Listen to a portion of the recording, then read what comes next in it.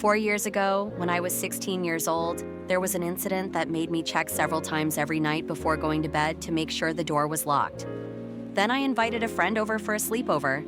It was just the three of us. Me, my older brother, and my parents.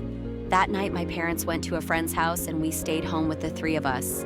Me, my 17-year-old brother, and my friend. My brother spent some time with us and then went to bed because he had to get up early. My friend and I watched YouTube and chatted.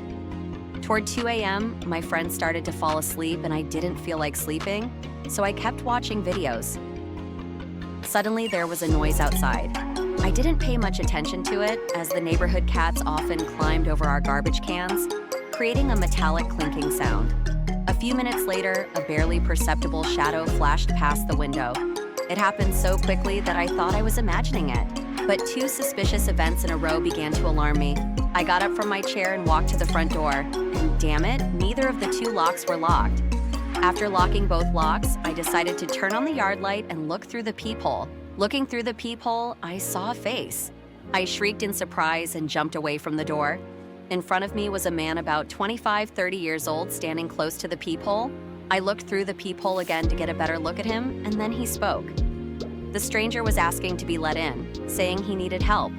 But his emotions, or rather his complete lack thereof, were truly creepy. His voice sounded frightened, but his face expressed nothing but moving lips and a blank stare. I felt incredibly creepy.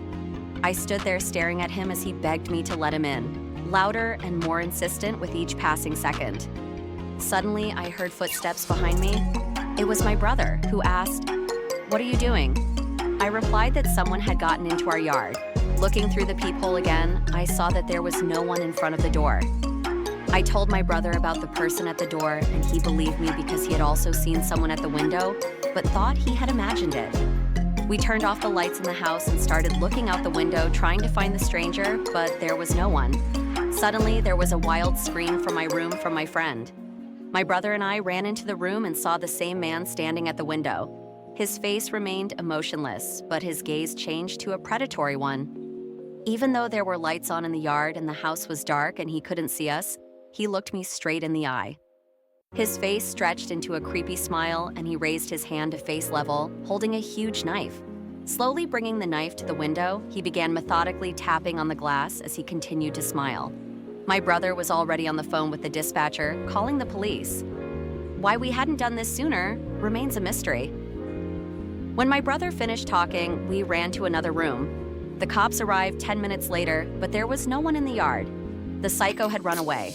The cops made a sketch, contacted our parents, and stayed with us until they returned.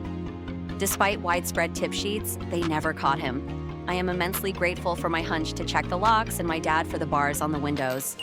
Who knows what might have happened if they hadn't been there?